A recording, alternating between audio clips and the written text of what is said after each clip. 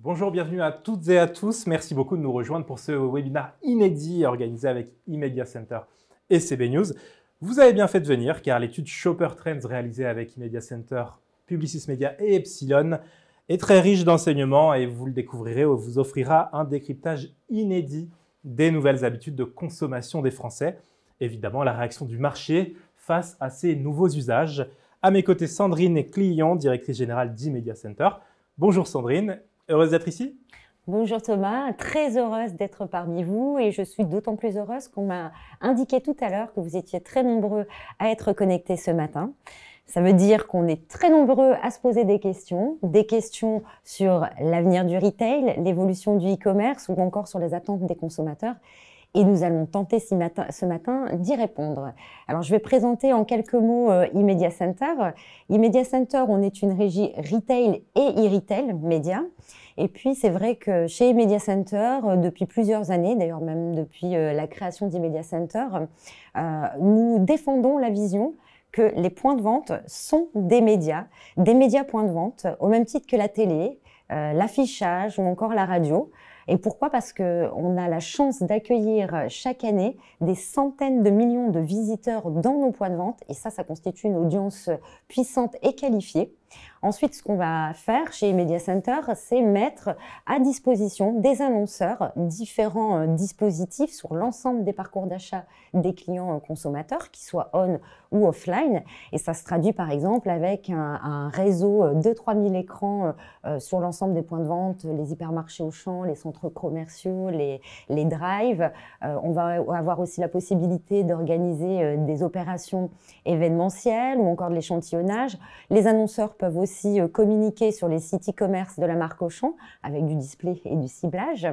Et tout ça, toutes ces solutions sont très puissantes finalement parce qu'en fait, elles sont situées au dernier mètre avant l'acte d'achat. Alors, donc pour ce matin, et comme j'ai le plaisir d'introduire cette matinée, une matinée qui va être riche en échanges et en partage d'insights, notamment avec l'étude Shopper Trends, je vous propose avec nos experts et nos intervenants de décrypter les attitudes et les habitudes de consommation des Français. Et donc, sans plus attendre, je vous présente nos intervenants. Donc, dans quelques secondes, nous aurons la chance d'écouter Amanda Tétio et Thibaut Ozil qui vont nous présenter les résultats inédits de l'étude Shopper Trends. Puis, vers 11h15, vous aurez la possibilité d'assister à une table ronde animée par vous, Thomas, et avec la présence de nos deux grands témoins, que je tiens également à remercier chaleureusement, Anne-Laure Padrine, qui est directrice OH et Event chez Publicis Media, et Alexandre Nice, qui est directeur commerce et développement. Bon, il ne me reste plus qu'à vous remercier, à vous souhaiter une très belle matinée, riche en inspiration, je l'espère.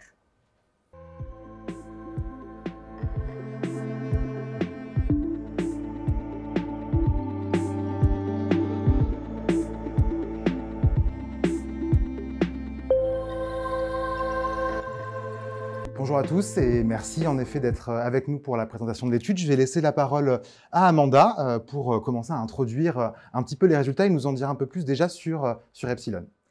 Alors en effet Thibaut, merci. On va en parler un petit peu d'Epsilon avant de vous présenter et de vous introduire les résultats de l'étude. Donc Epsilon en fait est l'entreprise, l'entité data marketing du groupe Publicis et repose aujourd'hui sur 3 domaines d'expertise qui sont la data, le marketing et la technologie.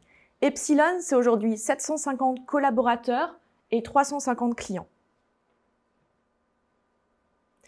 Avant de vous restituer nos enseignements qui sont riches, avec Thibaut, on pensait que c'était une bonne idée de vous donner quelques points de contexte. Alors, on va commencer par un sujet qui fâche, mais c'est un sujet important, c'est un sujet d'actualité qui est l'inflation.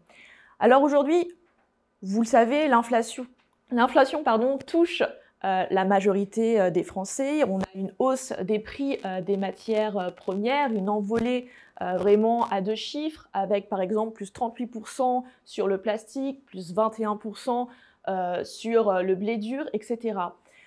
Et aujourd'hui, parallèlement à ce contexte inflationniste, on a également des dépenses qui pèsent sur les revenus des Français.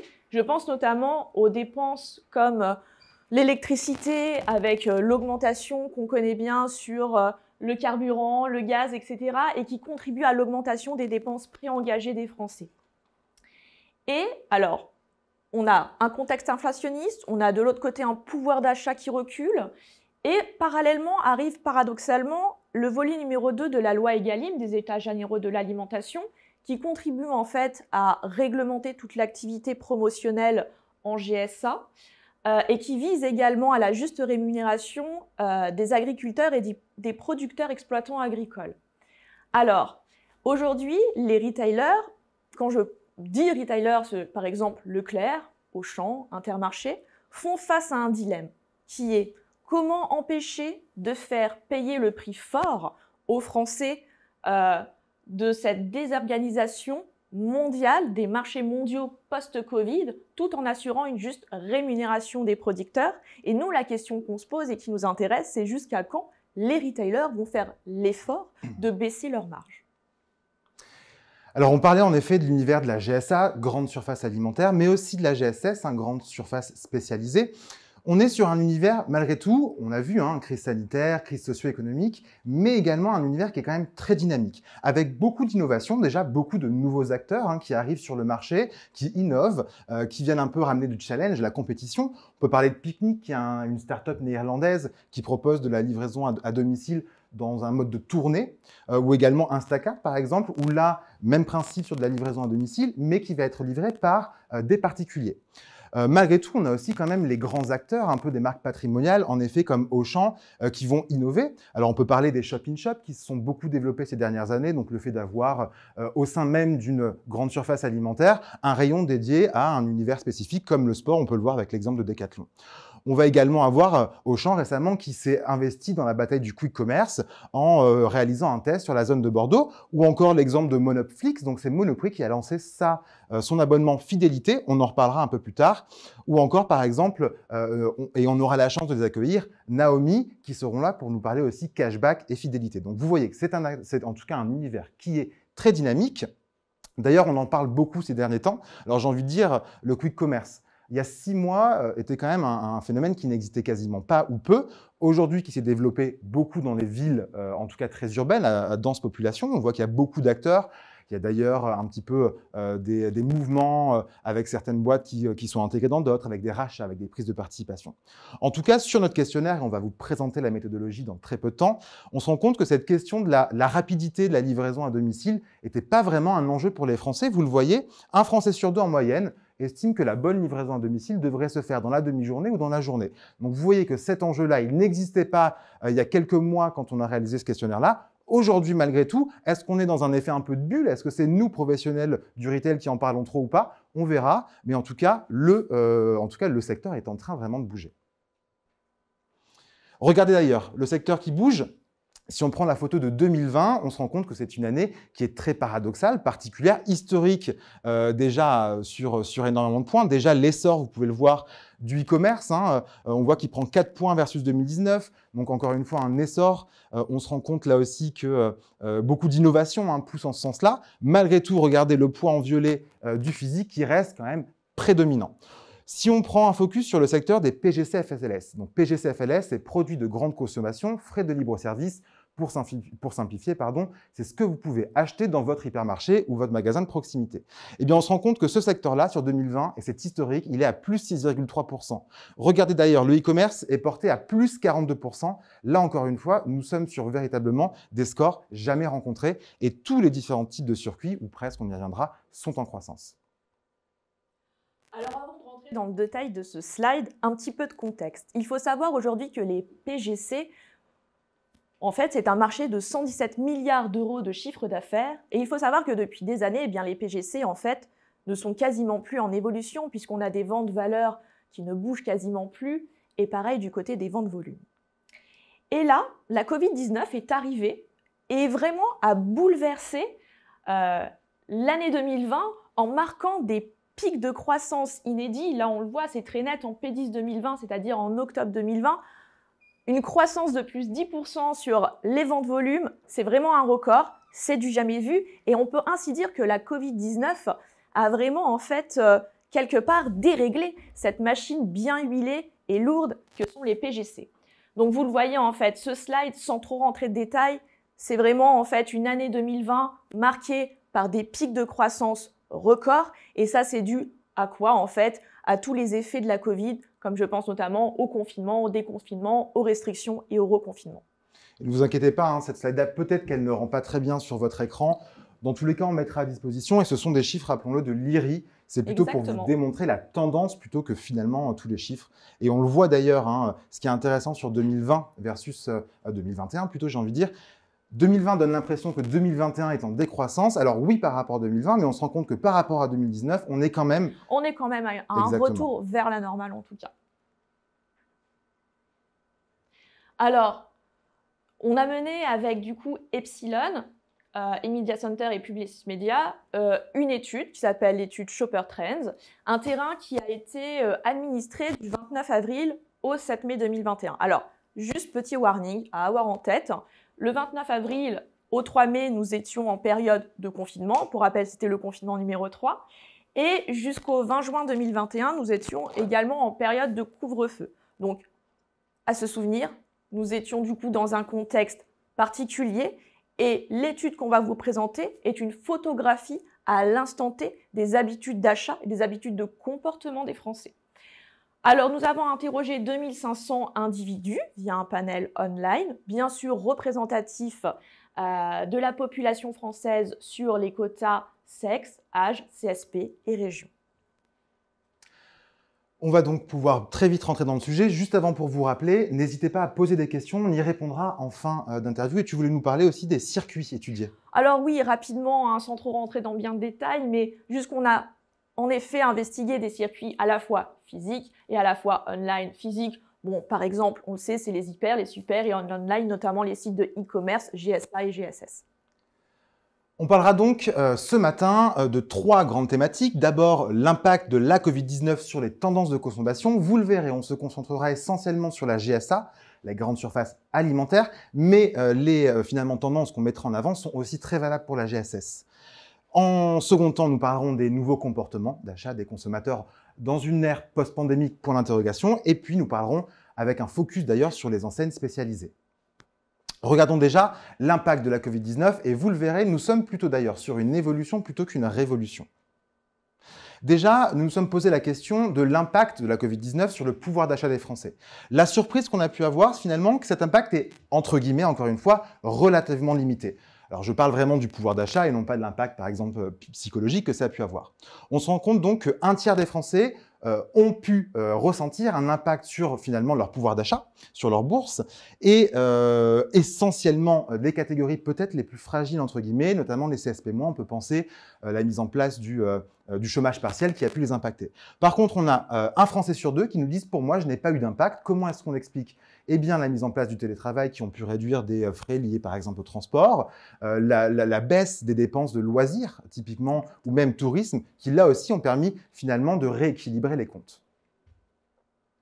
Regardez également, ce qui est intéressant de voir, c'est que le fait de faire ses courses, aller faire ses courses, eh bien c'est un rituel qui est quand même très bien ancré chez les Français. On le voit, 84% des Français réalisent leurs courses au moins une fois par semaine, donc ça veut dire certainement plus aussi. On voit que c'est d'ailleurs très affinitaire avec les grandes villes, la région parisienne ou même les CSP+, et on est sur une proportion de 15% de Français qui vont faire leurs courses moins d'une fois par semaine. Sachez qu'on est plutôt sur une fois tous les 10 jours environ. Regardez aussi, on prend un peu de hauteur, on a une vision un peu plus macro sur une forme de taux de couverture. Eh bien, on se rend compte que le physique reste quand même complètement, très dominant, avec une puissance très importante. 95% de Français, quasiment 100% des Français, j'ai envie de dire, eh bien, fréquentent au moins un point de vente physique pour faire leurs achats alimentaires. On est aussi sur un taux qui est plutôt bon sur le online, 28% des Français qui se connectent au moins à une application ou un site e-commerce alimentaire pour faire leurs courses. Donc, vous voyez qu'il y a quand même une très bonne couverture et la puissance, en tout cas la montée en puissance de l'online est en train de témoigner d'une forme d'hybridation finalement des canaux, des comportements vers toujours plus d'omnicanalité. Regardez aussi, on est allé creuser un petit peu plus dans les comportements d'achat des Français. On se rend compte que 72% des Français sont ce qu'on appelle des exclusifs magasins, c'est-à-dire qu'ils sont 72% à ne faire leurs courses qu'en magasin physique. Encore une fois, on peut parler aussi bien de l'hyper-super que de l'artisan proche de chez soi ou encore la proximité en centre-ville. 5% de Français, c'est vraiment très minoritaire, ne font leurs courses qu'en online, en e-commerce. Mais le chiffre qui est vraiment intéressant, c'est ce 23%. C'est la population de mixeurs, et on voit que c'est celle-ci qui est en forte croissance. Eh bien, c'est les Français qui ont décidé de ne plus faire de choix. Ils vont, selon leurs besoins, selon la facilité d'accès, etc., basculer soit en physique, soit en digital. Et c'est une population, vous le verrez, on y reviendra plus tard, qui est particulièrement stratégique pour les retailers comme pour les industriels. Alors, qui sont les 2 Français sur 5 qui affirment avoir changé leurs habitudes d'achat depuis l'arrivée de la Covid-19? Eh bien, majoritairement, ce sont des femmes, à hauteur de 56%. 30% sont des jeunes, de 18 à 34 ans, et 40% proviennent de foyers nombreux de 3 personnes et plus. Alors, lorsqu'on s'intéresse un petit peu au taux de couverture des circuits qu'on a investigués, on s'aperçoit, et c'est très net, que les hyper-super arrivent en tête de liste avec un taux de couverture de 92%. C'est-à-dire qu'aujourd'hui, 92% des Français se sont déjà rendus au moins une fois dans un super, dans un hyper pour réaliser ces courses alimentaires. Suivi de très près par les hard discounters comme Lidl par exemple, Aldi, qui est un circuit actuellement qui va très bien, qui bénéficie d'un taux de couverture de 75% et qui est en croissance par rapport aux hyper, super, qui sont plutôt un circuit en décroissance actuellement. Et on voit en plus que ce sont, après il faut regarder, on pourra en reparler si vous le souhaitez avec les questions-réponses, certains circuits sont particulièrement affinitaires avec des cibles particulières, le bio, les produits frais, etc. Bien sûr, bien sûr. Alors, toujours auprès de cette cible ayant changé leurs habitudes d'achat depuis la crise sanitaire, on s'intéresse maintenant au nombre moyen de circuits fréquentés. Eh bien, on s'aperçoit qu'au global, le nombre moyen de circuits fréquentés a baissé, passant de 5,2 à 4,8. Et cette baisse provient uniquement des magasins physiques qui voient leur scope se réduire, se restreindre, passant de 4,1 magasins physiques fréquentés en moyenne à 3,7. Alors, à noter, et je le rappelle, que nous étions bien en période, comme je vous le disais au début de l'introduction, de couvre-feu et également de confinement. Et ça reste malgré tout un taux qui est quand même relativement élevé. Exactement. Alors maintenant, concernant la fréquence d'achat, sur un rythme d'au moins une fois par semaine, eh bien on se rend compte que là, on a quand même une perte drastique subie par les hyper-super, passant de 78% avant la Covid-19 à 58%, une baisse de 20 points. Donc, juste parallèlement, en fait, pour faire un petit aparté, on le voit par exemple avec l'IRI qui a communiqué dernièrement ces derniers chiffres, que oui, la fréquence d'achat est en recul au sein des hyper-super, mais quelque part est compensée par un panier d'achat plus fort depuis en tout cas 2019. Fréquence d'achat, c'est qu'on s'y rend moins souvent. Exactement, c'est la fréquence à laquelle on va dans ces magasins. Parallèlement, si on compare aux sites de e-commerce, de grandes enseignes ou d'applications de livraison à domicile, eh bien eux, on voit ces sites en fait ont augmenté leur fréquence d'achat.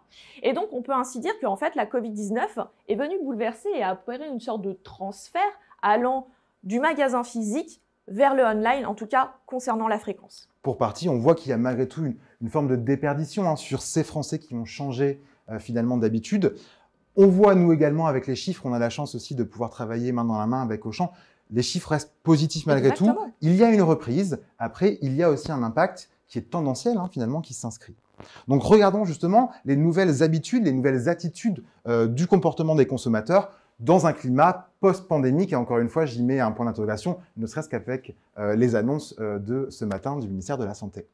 Donc, regardez déjà, les comportements d'achat des Français en GSA. Eh bien, ce qui est important déjà de rappeler, par exemple, c'est que la notion qui ressort en premier, d'après les Français, c'est la notion de référencement produit. Ce qui est important aussi, c'est de penser la taille de ces échantillons, finalement de ces gammes. On se rend compte que le référencement produit, à 85%, il est positif selon les Français en magasin physique. Il y a pour le coup un effort à faire en online, on aura l'occasion d'y revenir. Intéressant de regarder aussi, malgré tout, que 7 Français sur 10 estiment prendre du plaisir, passer un moment agréable lorsqu'ils sont en magasin physique, un taux qui est également bon à 60% online.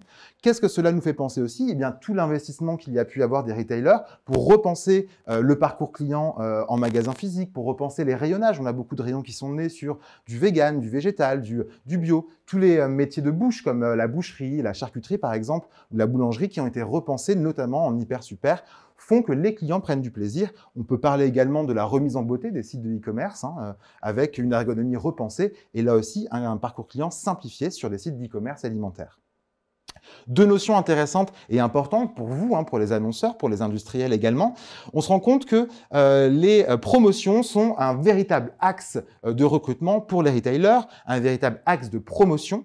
Regardez, 83% des Français vont privilégier les promotions en online, 80% des Français vont privilégier les promotions en physique. C'est très important. En online, un peu plus affinitaire, aussi parce que c'est ce qui est particulièrement poussé, justement, notamment par le e-retail publicitaire sur les sites de e-commerce alimentaire.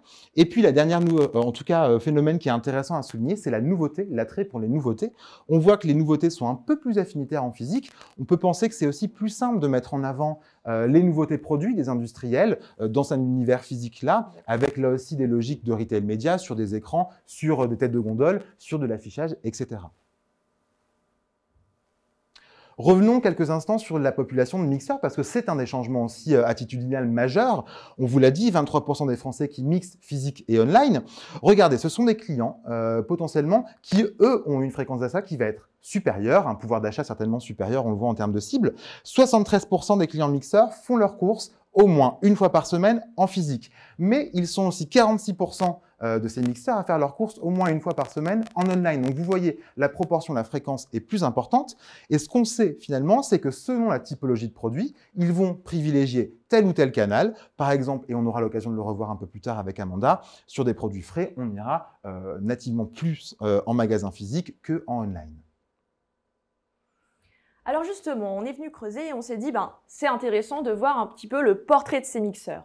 Donc, on s'est rendu compte qu'à majorité, ce sont des femmes, 57%, 32% sont des jeunes de la classe de 18-34 ans, 52% proviennent de villes de taille petite et 44% proviennent de foyers de 3 personnes et plus, donc foyers plutôt nombreux.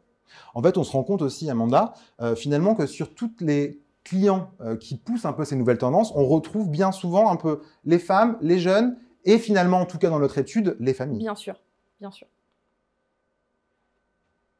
Alors, les Français, on peut dire que oui, ils sont fidèles, du moins aux enseignes qu'ils fréquentent, avec 93% des Français qui ont déjà au moins une fois fréquenté des magasins physiques qui affirment être fidèles à leur scope de magasins fréquentés. Quand je parle de scope, pourquoi? Parce qu'aujourd'hui, un Français ne fréquente pas qu'un seul magasin, donc il y a une vraie diversité. Et 73% des clients online sont fidèles à leur site de e-commerce visité, fréquenté. Donc, assez naturellement, on peut se dire que ce taux de 93% est quelque part normal, du moins pour les magasins physiques. En revanche, on peut dire que la fidélité est assez exacerbée concernant les sites de e-commerce. Et auparavant, en tout cas avant l'arrivée de la Covid-19, on aurait pu se dire que jamais les sites d'e-commerce auraient pu atteindre un taux de fidélité aussi fort. Mais là, en fait, il y a eu un véritable pari gagné et réussi de la part des sites de e-commerce qui, en fait, ont su retenir la clientèle gagnée pendant, en tout cas, la crise sanitaire. Ça, ce pourcentage de Français qui n'osaient pas, qui n'avaient pas envie de passer Exactement. sur le e-commerce, ils ont été pour une grande partie fidélisés. Regardons d'ailleurs les raisons de cette fidélité sur le physique. Déjà, ce qui est important de dire, c'est qu'on a pu assister un peu à un switch ces dernières années. En 2012-2013, entre les retailers, il se passait ce qu'on appelait une guerre des prix. Donc vraiment, la guerre des prix les plus bas pour fidéliser, recruter. Aujourd'hui, là vraiment, la tendance, et retenez bien ce phénomène de la fidélisation, la tendance, c'est vraiment de voir apparaître une guerre de la fidélité. On va parier sur du moyen et du long terme en fidélisant. Et pour ça, on va mettre en place des stratégies justement de recrutement, de fidélisation. Le premier phénomène qu'on voit, et c'est ce que nous disent les Français, vous voyez, c'est 93% de Français qui sont fidèles, ils le sont majoritairement par et pour les avantages fidélité, promotionnels, points cadeaux, cagnottages, etc. Et on est en train de voir d'ailleurs naître, en tout cas, c'est ce qu'on nous on met en avant, une forme de Netflixisation de la fidélité client. Pourquoi Netflixisation? Eh bien parce qu'on va avoir une logique d'abonnement. C'est l'exemple de Casino Max, par exemple. On va pouvoir payer 10 € par mois, en l'occurrence, pour bénéficier de promotions. Netflixisation, pourquoi? Parce que j'ai un abonnement qui me donne en tout cas un avantage et droit à finalement des réductions, mais pas seulement. Derrière, on a toute une logique finalement de serviciel supplémentaire qui est donnée et qu'on va nourrir au fur et à mesure, à l'image peut-être d'un Netflix ou d'un Disney+, pour pas faire de jaloux. On voit que les autres raisons de fidélisation sont un peu plus classiques. Hein. L'habitude finalement, le fait d'y retrouver encore une fois tous ces produits, vous le voyez, c'est important. Et regardez, la notion de prix, elle est relativement basse, elle arrive en 5e position, mais attention, la notion de prix est quand même vraiment à relier à la question des cartes fidélité ou des promotions. Exactement, voilà. Donc, peut-être sous-estimé, attention parce que là on peut avoir du coup une raison de fidélité qui est extrêmement importante. Regardons tout de suite les raisons de fidélité sur le online. Eh bien là on se rend compte que pour 52% des Français qui sont fidèles, il s'agit d'une fidélité pour des raisons de facilité, simplicité. Finalement c'est le drive que je vais avoir le plus proche de chez moi hein, ou sur le online ou parce que c'est l'application que j'ai déjà téléchargée sur mon téléphone portable, celle qui me procure finalement le service le plus simple. Regardez, la carte fidélité et les promotions sont elles un peu plus basses à 36%. Donc on sait qu'il va avoir un effort aussi pour transformer l'essai réussi qu'on va avoir en physique avec les cartes fidélité sur le online. Et pour le coup, les retailers sont en train d'y réfléchir. Nous avons fait l'exercice également de questionner l'expérience client, le taux de satisfaction en fonction des différents circuits. Donc, on a pu mettre en avant les hyper versus le hard discount versus le online, les sites alimentaires, etc.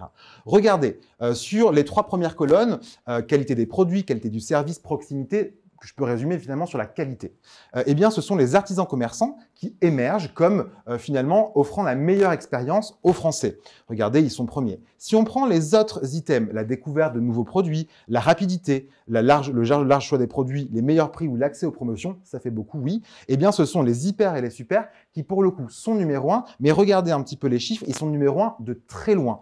Et notamment, ce qui est intéressant de regarder sur la question des meilleurs prix, les hyper super sont devant le hard discount. Hard discount qui, pour le coup, a fait comme son cheval de bataille la question des prix. Donc, tout ça est très entremêlé.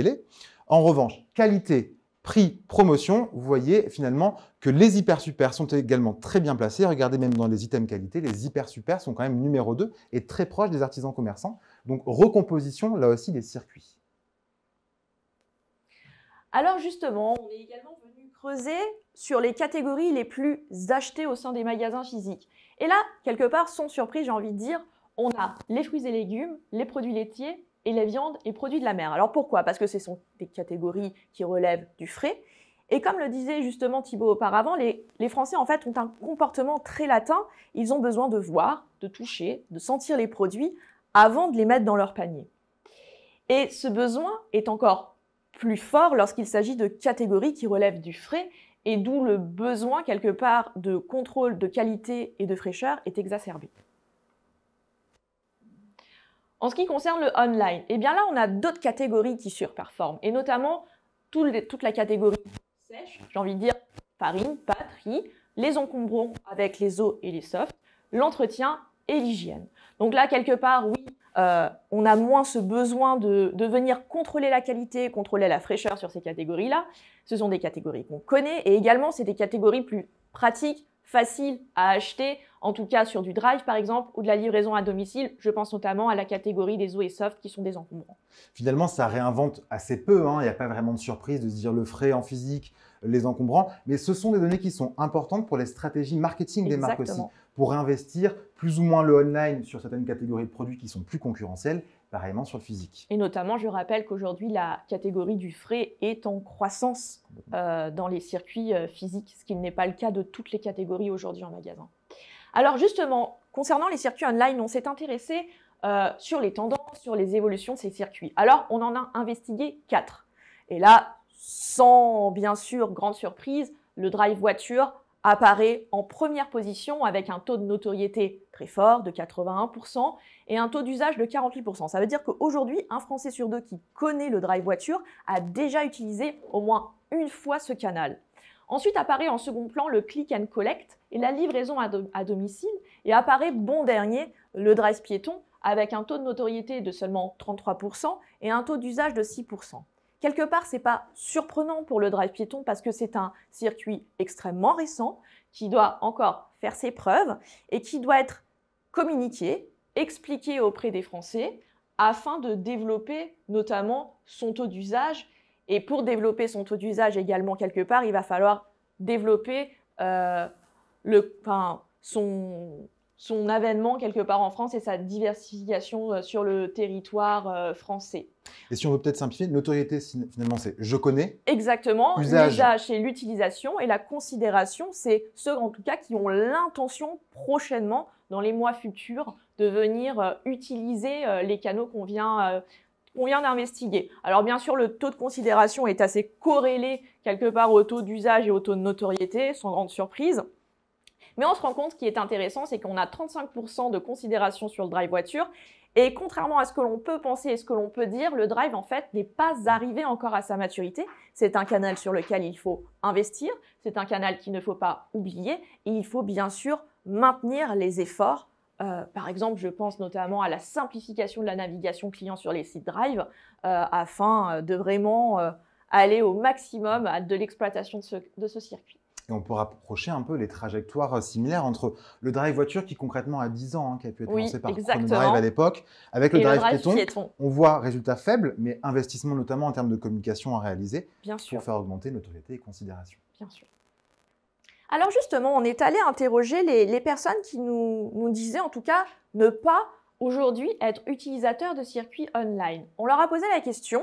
Mais pourquoi? Pour quelles raisons vous n'allez pas acheter des produits alimentaires sur les circuits online?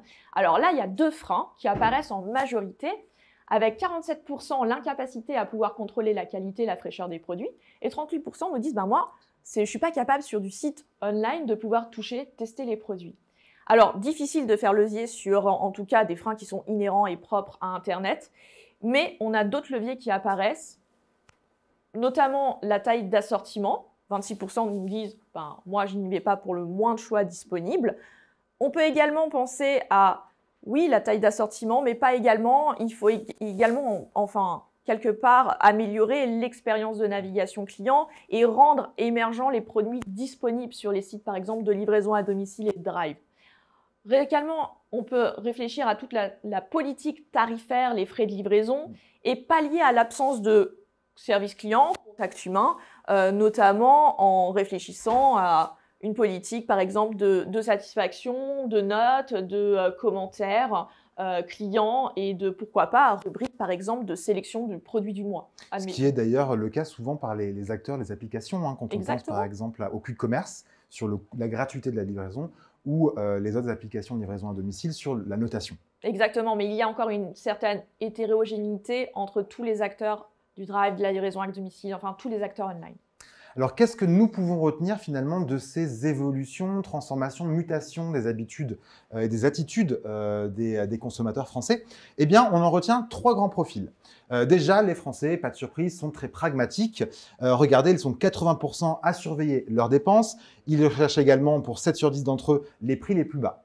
Les Français sont aussi dans une logique hédoniste, c'est-à-dire qu'ils cherchent à se faire plaisir. Regardez là encore le taux très élevé, et ce qui peut être paradoxal avec le côté pragmatique, ils sont 82% à se faire plaisir lorsqu'ils réalisent leurs courses. Ils sont également environ entre 8 et 7 sur 10 à être prêts à payer plus cher pour en fait un produit soit plus sain, soit de meilleure qualité.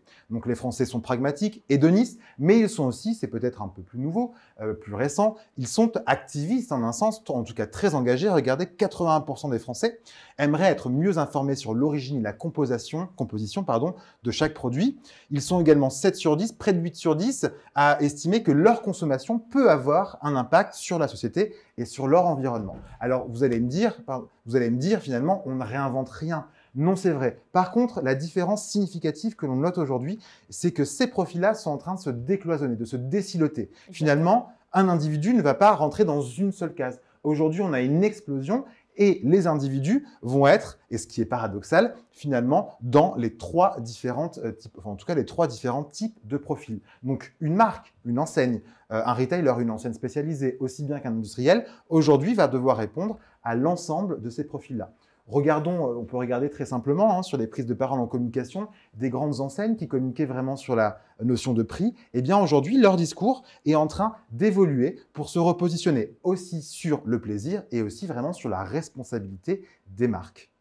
Et juste aussi également un élément qu'on peut peut-être ajouter, c'est que le bio ici n'apparaît pas. Complètement. Pourquoi? Parce que, et ça fait sens avec ce qui se passe actuellement sur le marché, le bio, la catégorie bio est en recul, en tout cas pas vraiment en recul, mais croît beaucoup moins par rapport aux autres années, donc une vitesse, une accélération beaucoup plus ralentie, et on peut se dire que, quelque part, le bio, la catégorie, elle peut être réinventée, et notamment en allant chercher toutes les problématiques liées autour du local, de la proximité, de l'engagement RSE des marques. Le bio, à l'heure actuelle, ne suffit plus. Ce dont on se rend compte, en effet, vraiment, c'est que la composition, l'origine et vraiment le côté made in France sont les items qui vont ressortir véritablement là-dessus. Et donc, l'enjeu des marques, véritablement, c'est de se différencier. Se différencier, oui, mais alors que tout le monde adopte plus ou moins les mêmes discours, donc il faut répondre à cette question-là en étant créatif avec un discours, pour le coup, original. Passons maintenant en conclusion et en ouverture, j'ai envie de dire, sur un focus sur les enseignes spécialisées, vraiment physique, digital. Finalement, quel est, Amanda, un petit peu le rapport de force?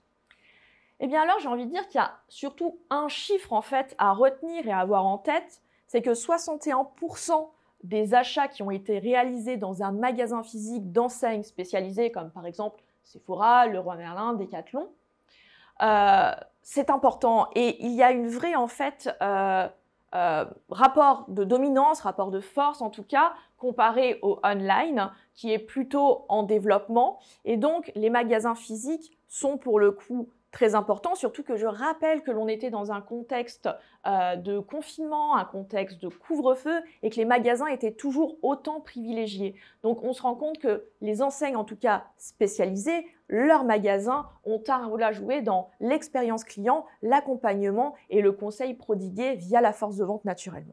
Et c'est pour ça qu'on a pris aussi, en tout cas, une période de couverture plus large de 6 mois. Oui. L'achat est différent, on s'y rend moins souvent, Oui. pour le coup, mais regardez, en effet, comme disait Amanda, même en période de couvre-feu, les achats sont présents.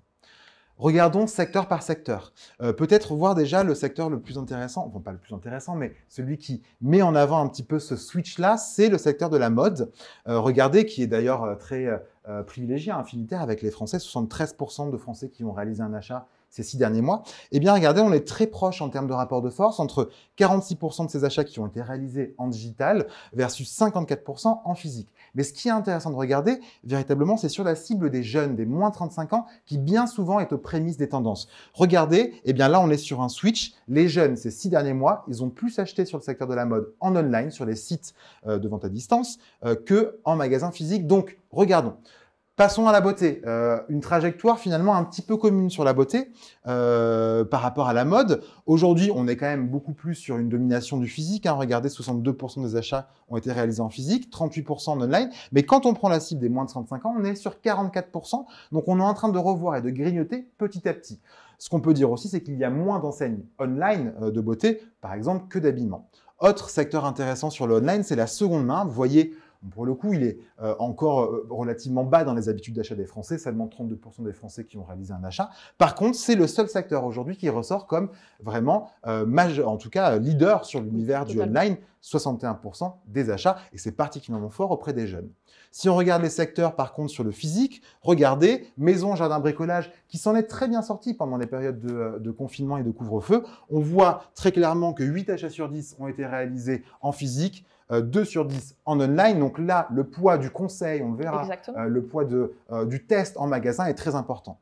Trajectoire assez identique sur l'ameublement déco et le sport, qui sont 2 secteurs qui, eux, ont un peu plus souffert du confinement. On voit un peu plus de retard, par exemple, sur les marketplaces et un attachement des Français. Regardez, sur le physique, 6 achats sur 10 en moyenne sont toujours réalisés en physique. Et on voit là aussi que les logiques de test, d'accompagnement, de conseil, le comportement très latin des Français, il est pour quelque chose. Et justement, on s'est un petit peu interrogé aux différents leviers à activer tout au long du parcours d'achat du shopper, et que ce soit également en amont de sa venue en magasin. Et on s'est dit, bah tiens, c'est assez intéressant, 94% des personnes nous disent, bah tiens, moi je sais exactement ce que je vais venir chercher avant de venir en magasin. Et là, on s'est dit, on a un taux de prévision vraiment très fort, très marqué. Et ça veut dire qu'il faut rentrer en contact avec le shopper avant sa venue en magasin. Parallèlement, on a également 71% des Français qui nous disent, moi, j'aime prendre le temps de tester, de comparer les produits. Et là, il y a donc des actions en point de vente physique, en magasin, à mener afin de rentrer en interaction avec le shopper et interagir avec lui. Et notamment, on peut penser à l'expérience magasin, merchandising adéquat, expérience avec le vendeur, pour vraiment rendre en tout cas l'expérience unique en magasin et le toucher à ce moment-là. Et même d'ailleurs, si le physique reste pour le coup leader, malgré tout, très dominant, on se rend compte que l'online est aussi un outil pour les consommateurs pour se renseigner en amont. Bien sûr, il y a une vraie hybridation et c'est pour ça même qu'on parle en point de vente de digitalisation. Il y a vraiment aujourd'hui, en tout cas, on tend à aller vers moins de silos entre le online, le physique. Il y a une vraie hybridation des circuits pour toucher le shopper à tout moment. Voilà, merci Amanda pour ces explications. Toi, nous en avons fini sur l'étude. On va enchaîner très rapidement sur la table ronde. Le temps de vous dire, n'hésitez pas à poser des questions dans le chat. N'hésitez pas, si vous souhaitez aussi qu'on puisse être en contact, vous transmettre finalement l'étude, n'hésitez pas à indiquer votre adresse mail. On aura l'occasion donc de répondre à vos questions en fin de présentation. Merci à tous. Merci.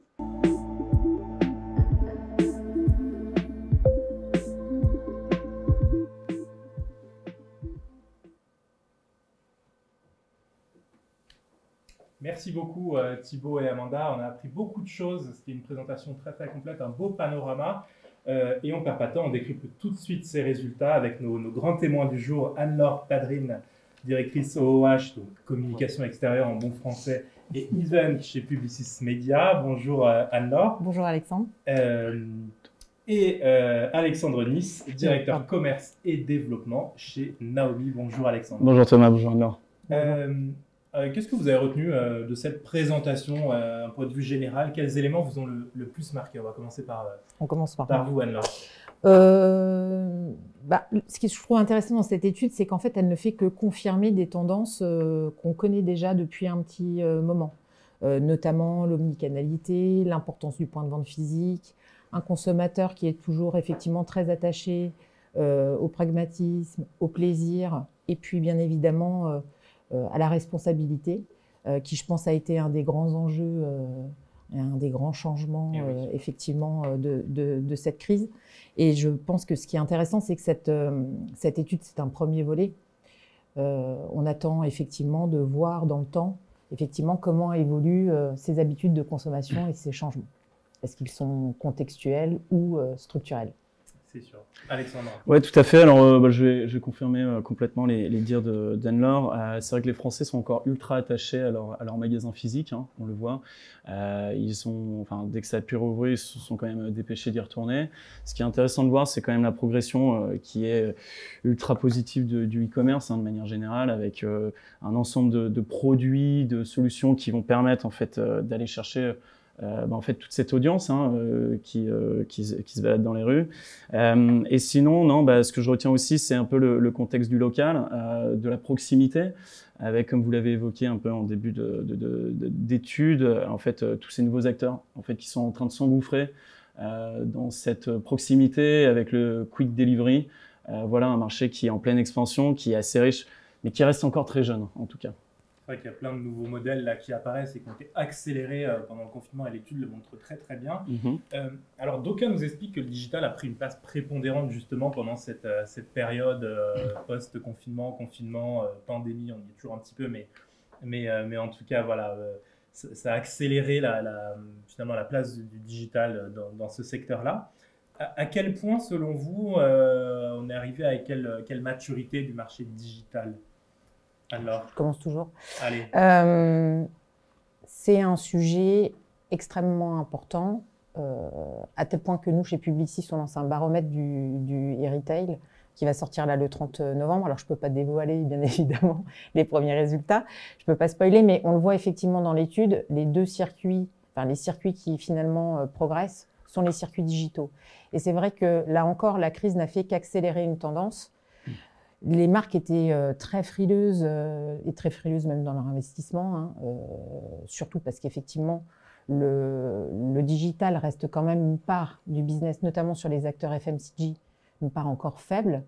C'est vrai qu'on a dû, en période de confinement partiel, post-confinement, accélérer complètement. Donc, on a appris vraiment en marchant.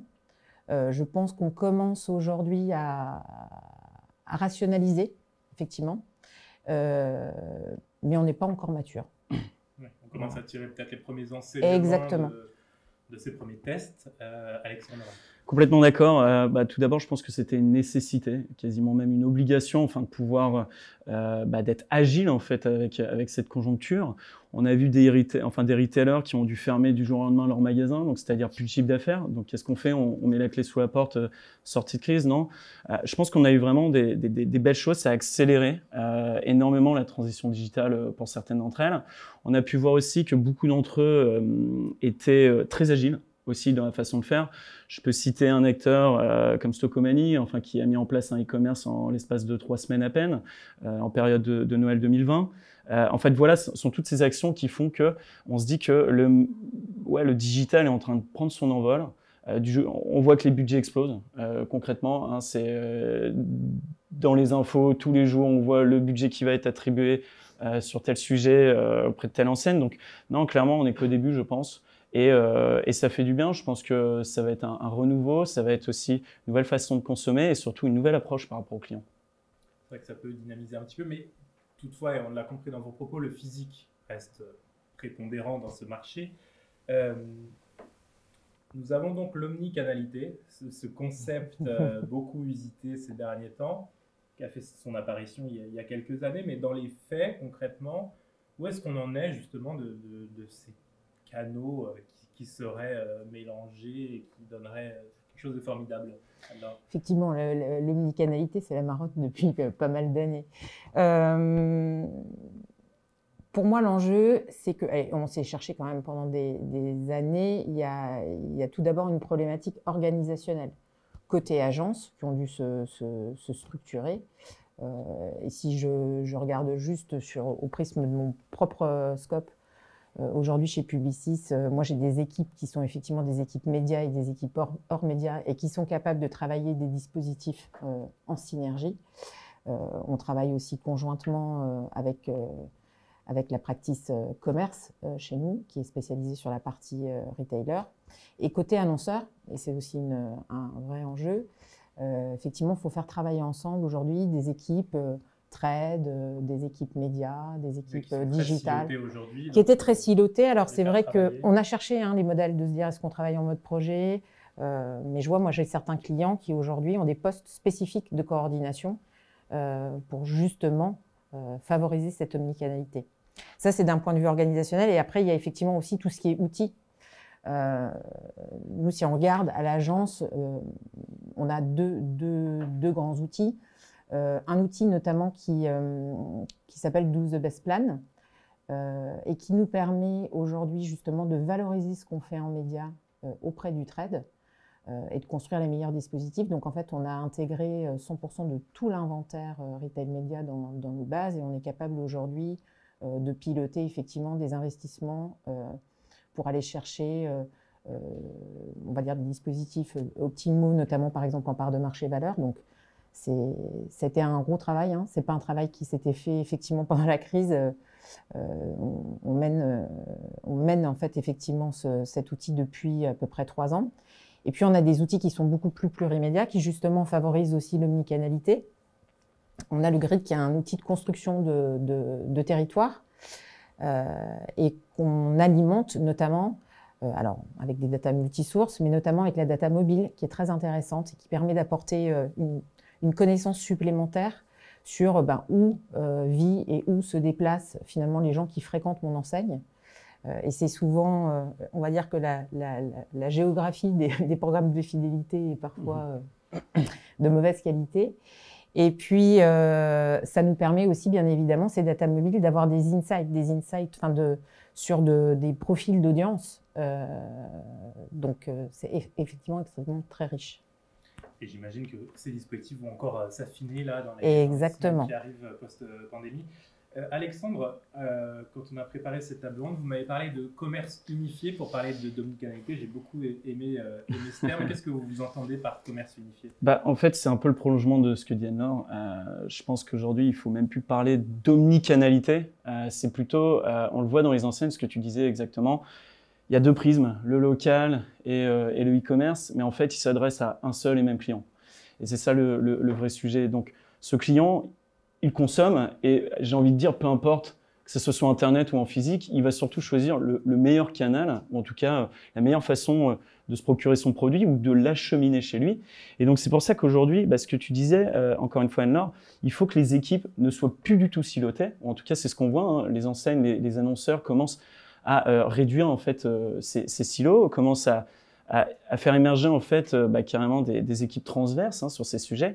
Et ça passe aussi par de l'outillage. Comme tu l'as dit, ne plus avoir deux CRM, que ce soit online et offline, mettre en place pourquoi pas une DMP, donc une Data Management Platform, faire entrer en fait tous les flux, que ce soit online, offline, réseaux sociaux, qui puissent converger vers cette plateforme et que justement les prises de décision soient uniformes par rapport à ce client. Et j'ai à peu près deux exemples qui pourraient être assez intéressantes. C'est, OK, je me fais targeter par une pub en ligne. Je décide de réserver ce produit sur le e-commerce, mais d'aller l'essayer en magasin. Je me rends en magasin, le produit me plaît, je l'achète. À quoi attribue-t-on en fait ce canal? Autre exemple, je suis en magasin, pas de produit. Je demande à ce qu'on puisse me le réserver et puis me le faire livrer chez moi. Donc, je passe par du e-commerce naturellement. Encore une fois, le canal, lequel est considéré. Donc, voilà, c'est vraiment une vision globale qu'il faut voir du client et comprendre en fait ces nouvelles méthodes de consommation. Enfin, ces nouvelles habitudes de consommation, tout simplement. Et peut-être que nous, professionnels aussi du métier, devons arrêter de siloter entre digital et physique et tout simplement regarder où sont les consommateurs. Anne-Laure, que viennent chercher les marques dans le retail justement, qui avait une vision agence, ce qui pousse d'ailleurs un fort développement de l'offre des OH in-store aujourd'hui. Mais au début, qu'est-ce qu'elles viennent chercher ces marques? Historiquement, on sait qu'il y a plus des 2/3 des décisions qui sont prises dans le point de vente. Donc bien évidemment, c'est hyper stratégique pour les marques d'être présents au tout dernier moment, juste avant l'acte d'achat, parce que c'est là que réellement peut encore changer effectivement la décision du consommateur. La crise faisant aussi que mécaniquement, elles ont resserré leur investissement et ont été toutes très focus business. C'est-à-dire qu'on a vu effectivement tous les briefs orientés, notamment sur des stratégies. C'était un peu la panique à bord, il fallait exactement. Assurer le... Donc voilà, donc je pense qu'elles viennent chercher effectivement le consommateur là où elles sont sûres qu'il est, hein, encore plus pendant le confinement, parce que c'était le seul endroit où on pourrait presque aller. Donc elles étaient au moins sûres de trouver leur consommateur. Donc voilà, donc je pense qu'elles viennent chercher ça principalement.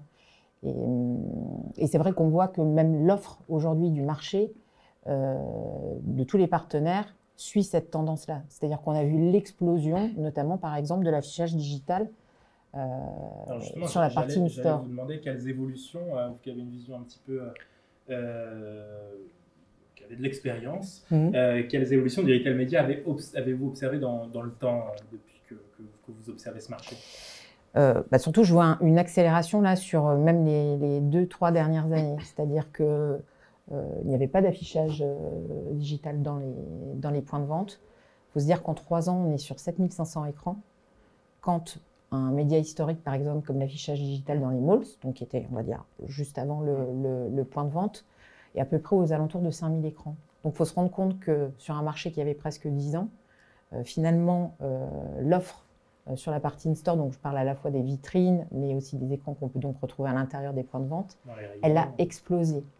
Elle a explosé. Et c'est vrai que sur la partie retail média, je pense qu'elle a subi ce que subissent tous les médias, notamment, c'est sa digitalisation, finalement. Avec trois grands axes. Hein. Effectivement, donc là, la partie DOH sur la partie in-store.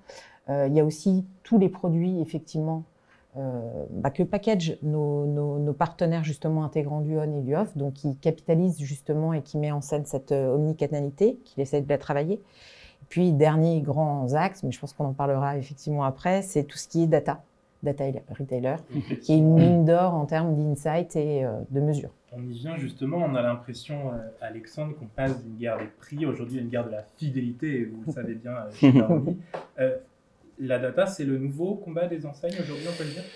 Ouais, déjà de se dire que le prix n'est plus l'élément principal qui fait venir en magasin. Je pense que la data aujourd'hui, quand je parlais un petit peu de DMP, donc encore une fois Data Management Platform, c'est de faire entrer beaucoup plus de flux à partir des réseaux sociaux, de l'engagement, est-ce que cette personne like, partage, etc. Enfin, voilà, ce sont tous ces éléments, les parcours d'achat dans les applications mobiles. Maintenant, chaque enseigne a sa propre application pour communiquer sur son programme de feed. Donc, en fait, c'est pleinement en fait une stratégie qui est omnicanal, mais encore une fois unifiée autour de cela. Et je pense qu'il y a toute une offre aussi de services à développer autour de ces programmes. Donc, en effet, le prix n'est plus du tout le facteur prépondérant, bien qu'il reste encore vecteur de venue en magasin. Mais en tout cas, c'est pas ce qu'on a vu dans l'étude d'un point de vue e-commerce. Est-ce qu'on pourrait comparer finalement ce qui se passe au niveau des enseignes avec ce qui s'est passé il y a quelques, et encore aujourd'hui? Au niveau des éditeurs, finalement, l'enseigne devient un média à part entière, on parle de DMP, de data, c'est un petit peu ça. Ouais, alors en tout cas, elle doit s'armer des bons produits ou en tout cas des bons experts de ce domaine pour pouvoir s'armer. Aujourd'hui, la data, elle est ultra abondante dans tous les sens. Maintenant, il faut qu'il y ait des ressources en interne qui soient dédiées à cela et surtout, en fait, maîtriser les KPI, sélectionner ces KPI, voilà, et surtout les appliquer. Donc, cette data, elle est encore une fois ultra riche, mais il faut qu'on en ait une vraie utilité. Alors, on en a parlé, on a vu avec Thibaut et Amanda il y a un instant, consommateur qui est devenu un mixeur, finalement. Qui est-il et comment, finalement, le mettre en adéquation ses usages avec les marques, Anne-Laure? Qui est-il Je pense que ce qui est certain, c'est que le mixeur, c'est au départ un consommateur qui fréquentait le point de vente physique. Donc, c'est quand même intéressant de le voir sur ce prisme-là.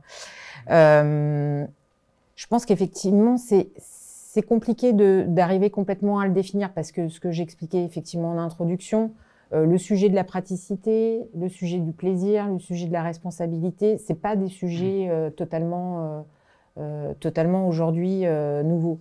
Ce qui est vraiment important pour nous, c'est d'aller comprendre, parce qu'il y a eu beaucoup de questions sur ce que effectivement ça allait changer en termes d'habitude de consommation, c'est de se dire qu'est-ce qui était vraiment de l'ordre de la conjoncture, des effectivement modèles qui vont peut-être perdurer dans le temps. Et cette étude, elle n'a de sens qu'en suivant justement le consommateur et son évolution. Est-ce qu'on a vu s'accélérer va finalement rester ou pas? Et je pense qu'il y a notamment aussi sur le marché l'ouverture du programmatique sur la partie digital affichage qui va vraiment permettre aussi enfin d'incarner cette promesse du bon message au bon endroit ou au bon moment, notamment pour ces mixeurs. Et qui notamment, alors j'espère en tout cas, grâce à la data notamment des retailers, nous permettra encore d'affiner et d'améliorer ce message. C'est vrai qu'on en parlait, mais le mauvais message au mauvais moment, ça peut être la cata. On pourra en parler après, tout à fait, mais pour moi, le mixeur, je pense que c'est avant tout le client de demain. On voit que aujourd'hui, client de mix, c'est 34 ans, 35 ans de moyenne d'âge, donc c'est la cible prioritaire des annonceurs. C'est aussi ce que l'on voit à travers Naomi, via nos programmes, mais en clair, ce que l'on peut imaginer avec notre vue unique, c'est que le panier moyen est un petit peu plus faible, en effet, par ce client mix, mais en tout cas, la fréquence d'achat est bien plus élevée. Et nous, ce qu'on a évalué avec nos partenaires, avec nos clients, c'est qu'en fait, le fait de pouvoir faire transiter en fait ce client qui est purement phisique à l'omnicanalité, comme tu l'as exprimé, c'est presque 700 millions de CA incrémental à aller chercher. Donc, en fait, on arrive quasiment à le mesurer via nos outils, via aussi notre produit qu'on pourra peut-être présenter un petit peu plus tard. Oui, bien sûr. Alexandre, alors, le marketing de masse, on peut dire que c'est fini maintenant, c'est la data, rien que la data, marketing de précision, alors? Moi, j'ai pas envie de les opposer. Oui, parce que je pense qu'on n'est pas obligé de les opposer. Ce qui est certain, c'est que ce soit le retail, média ou la communication extérieure, ça sera très certainement le dernier média de masse. Parce qu'on l'a vu dans l'étude, hein, 95% des gens fréquentent un point de vente physique pendant un mois, enfin dans le mois. C'est un chiffre qui est énorme. Ça veut dire qu'on est assuré de toucher son consommateur. Donc moi vraiment je les opposerai pas. Nous la data, elle nous sert justement à être beaucoup plus précis, à affiner, à optimiser nos dispositifs mass média. Et je pense que c'est toute la valeur de cette data-là. Mais on reste quand même dans l'univers du retail. Alors en tout cas sur les logiques très physiques, on reste sur du one-to-many, pas du tout du one-to-one. Donc je pense qu'il ne faut pas les opposer. On aura toujours besoin, en tout cas quand on est une marque, de pouvoir aussi communiquer en masse. Yes. Bah moi, je vais même aller plus loin. Enfin, en tout cas pour le physique, je suis complètement aligné. En revanche, c'est vrai qu'il faut parler maintenant de marketing précision de masse. Hein. C'est un petit peu ce que tu exprimais auparavant. Voilà, envoyer une mauvaise newsletter, un mauvais produit au mauvais moment, bah, c'est un opt-in de moins. C'est un désabo, c'est un client qui peut partir ailleurs parce qu'il sera mieux adressé par le concurrent direct. Donc en clair, ouais, c'est toujours de mieux comprendre. C'est encore une fois essayer d'intégrer toujours plus de data dans cette précision en fait. Pourquoi on a autant de data? C'est clairement pour essayer de comprendre les signaux que va nous donner un client, que ce soit online, offline, par rapport à ses parcours d'app, par rapport à ses parcours online, enfin site internet, etc. Donc en tout cas, c'est nous ce que l'on souhaite, c'est vraiment donner une granularité dans l'approche du client. Chez Naomi, justement, quelle recette proposez-vous pour fidéliser? Parce qu'on a beaucoup parlé un petit peu de Naomi au fil, mais on va en profiter pour vous présenter et dire ce que vous faites finalement. Qu'est-ce que vous faites? C'est vrai qu'on n'est pas concrètement, on n'a pas la même notoriété que Publicis. Non, concrètement, aujourd'hui, Naomi, c'est quoi? C'est une start-up qui est née il y a à peu près un an. C'est un concept en fait autour d'une application mobile. Cette application mobile, en fait, c'est le moyen pour nous de connecter en fait le compte bancaire de nos utilisateurs et d'en faire en fait un programme de fidélité 3.0. J'entends par là que cette personne télécharge l'application, connecte son compte assez facilement et grâce en fait à ses passages en caisse via sa carte bleue, il va pouvoir être récompensé automatiquement de ses transactions online, mais surtout offline. Et c'est ça le vrai enjeu. Donc aujourd'hui, en fait, nous, notre approche, c'est d'aller toucher une jeunesse, en fait, en tout cas, ces mixeurs, hein, ces nouveaux clients qui essayent de transformer d'un point de vue digital ces annonceurs. Donc, c'est une cible qui va être 20 à 40 ans, que les enseignes n'arrivent plus à toucher par leur propre programme de feed, en tout cas. Oui, quand à la caisse, on nous propose de s'abonner au programme, on va dire non. On va dire non, on va peut-être en avoir marre de télécharger l'application parce qu'on en a déjà 20 autres qui se battent en duel, on n'a peut-être plus de place. Donc nous, on va venir un petit peu, non pas remplacer, mais en tout cas proposer en fait un complément à tout cela. Et voilà. Derrière, on a un deuxième enjeu, c'est en fait l'identification.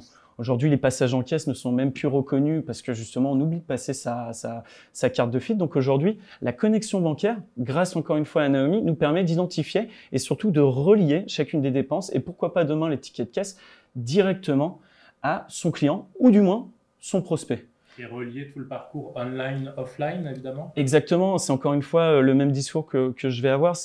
Nous, on voit le client d'une manière unifiée. Donc, j'ai envie de dire, peu importe la façon dont il consomme, du moment qu'on arrive à réconcilier cette donnée par rapport à l'annonceur. Et en effet, le fait d'utiliser en fait l'utilisation de la carte bancaire, en fait, c'est tout le pan du physique qui commence à s'ouvrir d'un point de vue la précision de la donnée, parce qu'en fait, on match à 100% les passages en caisse. Merci beaucoup, Alexandre. Anne-Laure, comment est-ce qu'on peut considérer davantage le point de vente comme un média? Je pense que ça va être le média. Je rebondis sur ce que je disais tout à l'heure, effectivement, sur 95% des consommateurs qui fréquentent un point de vente une fois par mois, 84% toutes les semaines. Ça veut dire que dans nos stratégies, nous en tant qu'agence média, on a plein de cibles, par exemple comme les petits consommateurs télé, qui peuvent être très difficiles à toucher. Et on voit tout de suite se dessiner la complémentarité, justement, entre ce média point de vente et de grands médias traditionnels. Donc je pense que ça a effectivement toute sa place. Puis une dernière question pour tous les deux, pour clore cette table ronde après cette étude assez complète. Est-ce que vous êtes optimiste pour la période qui s'ouvre pour ce marché du retail et du retail média, Alexandre? Allez, moi totalement. Enfin, moi je suis un pur optimiste déjà. Qu'est-ce qui me rend optimiste? Déjà c'est que, je vais me mettre d'un point de vue annonceur, et c'est que les budgets sont de plus en plus démentiels sur cette partie. Et clairement, on voit passer des budgets qui étaient purement local sur, par exemple, du tract, de l'affichage, qui sont en tout cas peut-être plus au goût du jour ou plus autant en fait considérés. Donc maintenant, on voit des budgets qui commencent à transiter. Ensuite de ça, moi je dirais que la Startup Nation, la tech française de manière générale, parce que vous n'êtes plus forcément une start-up, mais plutôt des mastodons dans cette partie. Franchement, c'est de se dire qu'on a des énormes ressources à disposition, de la techno en abondance. Le marché français innove tous les jours. Tous les jours, on voit arriver de nouvelles technologies à disposition en fait, des annonceurs, des retailers. Sincèrement, il faut être curieux, il faut se renseigner. En tout cas, moi, je suis ravi d'être là pour promouvoir en tout cas cette innovation sur laquelle on travaille. Alors, optimiste? Oui, optimiste. Alors, optimiste parce que je me dis qu'effectivement, quel que soit le contexte, en tout cas, on a commencé à apprendre. Donc, on va être beaucoup plus agile. On rebondira mieux, on souffrira moins. Et puis, aussi optimiste parce que, oui, en tout cas, sur la partie retail média, nous, si on regarde là, la dernière année, c'est ce qui est le plus dynamique. Donc voilà, donc j'y vois effectivement un gros potentiel de développement. Merci beaucoup. Merci. Merci cette Thomas, en tout belle cas. table ronde. Restez avec nous parce que tout de suite, on va répondre à toutes vos questions. Dans un instant, Thibaut et Amanda vont nous rejoindre. À tout de suite.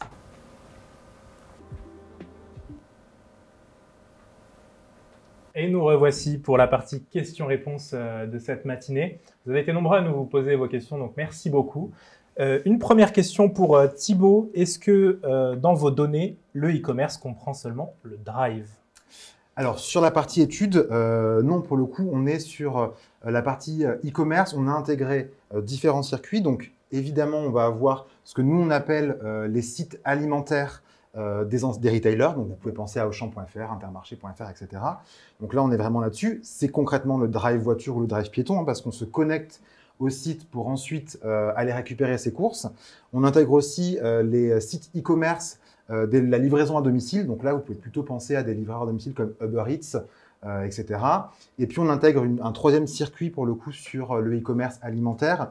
Et là, alors, on les a qualifiés de autres au début de la consommation, mais de la présentation. Mais on est plutôt sur des typologies d'acteurs un petit peu nouveaux entrants, comme Joe, par exemple, qui vont vous proposer dans le service qu'ils vont vous rendre plus que la livraison, c'est-à-dire des fiches recettes. Voilà, vraiment, c'est une logique encore plus servicielle. Donc, c'est les différents points qu'on a intégrés. Et ensuite, on a fait en effet un focus pour venir chercher en différenciant Drive, Click and Collect, Drive Piéton et le quatrième me sort de la ST. C'est tout ce qui est food tech. Tout à fait, exactement, la livraison à domicile. Exactement. Évidemment, vous pourrez récupérer cette présentation qui sera en replay disponible sur le YouTube de CB News notamment. Alors, pourquoi distinguer votre drive voiture et click and collect? Oui, justement, c'est sur la question, en effet, on s'est dit, il y a une pluralité aussi finalement de services e-commerce. On a voulu distinguer les rapports de force entre le drive voiture, entre le click and collect, entre la livraison à domicile et le drive piéton, mais surtout, pour répondre à la question entre le drive et le click and collect, en fait, c'est le lieu sur lequel on va se rendre qui est différent. Le drive voiture, on va prendre sa voiture, on se rend sur un magasin physique qui est propre au drive pour récupérer ses courses, alors que le click and collect, on doit aller en magasin, on se rend en magasin. Donc, pour le coup, le rapport n'est pas le même. Et on sait que le click and collect, d'ailleurs, je pense qu'il y a 6 mois aussi, ou 1 an, n'existait quasiment pas, a explosé avec pour le coup la crise sanitaire. On verra d'ailleurs si on se maintient. Je pense que c'est un peu en plus la volonté qu'on peut avoir avec Epsilon et Publicis de refaire une autre photo qui sera du coup plus récente, plus parlante dans les temps à venir. Et suivre cette belle évolution. Alors, on a une question sur le profil mixeur dont on a beaucoup parlé ce matin. Quels sont les atypiques versus les consommateurs standards? Alors j'ai envie de dire, très bonne question. À l'heure actuelle, on a la donnée bien sûr dans l'étude est large, on a de quoi faire des tris, et jusqu'à date, là actuellement, on ne l'a pas avec nous. Donc on pourra répondre à cette question ultérieurement. Mais d'ailleurs, je pense que c'est une question qui est pertinente sur les mixeurs. Je sais qu'il y en a eu plusieurs de questions là-dessus. Ouais. On n'a pas forcément toutes les réponses à vous donner ce matin. Il y a des choses qu'on pourra creuser. Il y en a d'autres qu'on n'a pas parce qu'on est sur du déclaratif. Je sais que c'est une autre question était là-dessus. Après, la force sur ces questions-là, c'est les retailers ou c'est les partenaires. Moi, je pense clairement à Naomi. C'est le cas, c'est aussi des données dans des logiques de partenariat que vont avoir les retailers, qu'on va avoir, et surtout dans une logique en plus data tiers party. Enfin, on sait derrière tous les enjeux qu'il peut y avoir. Donc, on ne peut pas vous répondre vraiment aujourd'hui. Par contre, on peut, dans des logiques de partenariat, peut-être y réfléchir, nous d'ailleurs avec Auchan ou avec Naomi. Voilà, vous avez les coordonnées qui se sont affichées pour contacter l'équipe Media Center. Avez-vous la fragmentation du panier d'achat sur les mixeurs? Alors non, pour la simple et bonne raison que actuellement, le panier d'achat, c'est une question qui ne se pose pas du tout sur une méthodologie panel online. Pourquoi? Parce que le online, c'est du déclaratif, comme l'a très bien dit Thibaut. Et là, pour vraiment recenser d'une manière juste et fiable le panier d'achat, il faut soit avoir une méthodologie shopper in situ, où on va justement, via un enquêteur, compter le nombre de produits au sein du panier qui est récolté par le shopper lorsqu'il est en face de sa catégorie en magasin, ou alors tout simplement via du panel, ou comme tu l'as dit, par exemple, via des encartés. Voilà. Là, ce n'est pas la bonne méthodologie pour recenser le panier d'achat. On en a parlé pour faire un parallèle en fait, sur la fréquence, et juste pour dire que certes, les hyper sont en recul sur leur fréquence d'achat, mais gagnent sur le panier. C'était juste un petit rappel panel. Merci à tous pour vos questions. On ne peut pas répondre évidemment à l'ensemble des questions, mais n'hésitez pas à contacter l'équipe Media Center avec le mail qui est derrière vous. Eh bien, merci Thibaut, merci Anne-Laure, Amanda, Alexandre pour cette belle matinée tous ensemble. Thomas. Et puis au nom de CB News, évidemment, on souhaite se réunir évidemment le plus rapidement possible en présentiel, comme toujours, et dans nos prochains événements ou webinars. Je vous souhaite une très bonne journée à tous les 5 et à très vite. Merci. Merci beaucoup. Au revoir. Bonne journée.